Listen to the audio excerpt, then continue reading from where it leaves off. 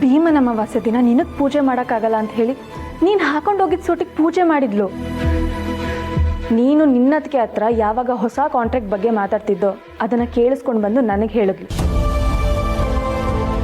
ಅವಳು ಐರನ್ ಮಾಡಿದ ಸೂಟ್ನ ನೀನು ಹಾಕೊಂಡ್ರೆ ನಿನಗೆ ತುಂಬ ಚೆನ್ನಾಗಿ ಕಾಣುತ್ತೆ, ಅದರಿಂದ ನಿನಗೆ ಒಳ್ಳೇದಾಗುತ್ತೆ ಅಂತ ಆಸೆ ಪಟ್ಲು. ಅದಕ್ಕೆ ಅದೇ ಸೂಟ್ನ ನೀನು ಹಾಕೊಂಡೋಗ್ಲಿ ಅಂತ ಎತ್ತಿಡೋದಕ್ಕೆ ನಾನೇ ಅವಳನ್ನ ನಿನ್ನ ರೂಮಿಗೆ ಕಳಿಸ್ದೆ. ಸಾಲದಕ್ಕೆ ನಿನಗೆ ಒಳ್ಳೇದಾಗಲಿ, ನೀನು ಅಂದ್ಕೊಂಡಿರೋ ಕೆಲಸ ಎಲ್ಲ ಸಕ್ಸಸ್ ಆಗಲಿ ಅಂತ ಇಡೀ ದಿನ ಚಡ್ಪಡಿಸ್ತಿದ್ಲು ಕಣೋ. ಅಂಥ ಹುಡುಗಿಗೆ ಸ್ವೀಟ್ ಕೊಡ್ಲಿಲ್ವಲ್ಲ, ಅದು ತಪ್ಪಲ್ವಾ? ಖಂಡಿತವಾಗ್ಲೂ ತಪ್ಪಲ್ಲ.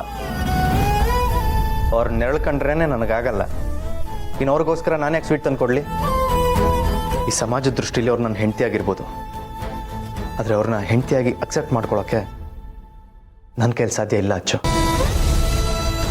ಇಷ್ಟಕ್ಕೂ ಇವತ್ತು ನಾನು ಹಾಕೊಂಡಿದ್ದ ಸೂಟ್ನ ಅವ್ರು ಐರನ್ ಮಾಡಿ ಎತ್ತಿಟ್ಟಿದ್ದು ಅಂತ ಗೊತ್ತಿದ್ರೆ ನಾನು ಅದನ್ನು ಹಾಕೊಳ್ತಾನೆ ಇರಲಿಲ್ಲ.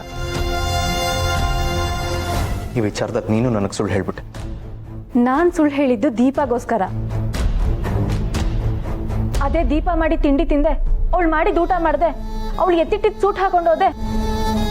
ಆದ್ರೆ ಅವಳಂದ್ರೆ ಮಾತ್ರ ಇಷ್ಟ ಇಲ್ಲ ಅಲ್ವಾ? ಅಚ್ಚು ಪ್ಲೀಸ್ ಸ್ಟಾಪ್ ಇಟ್.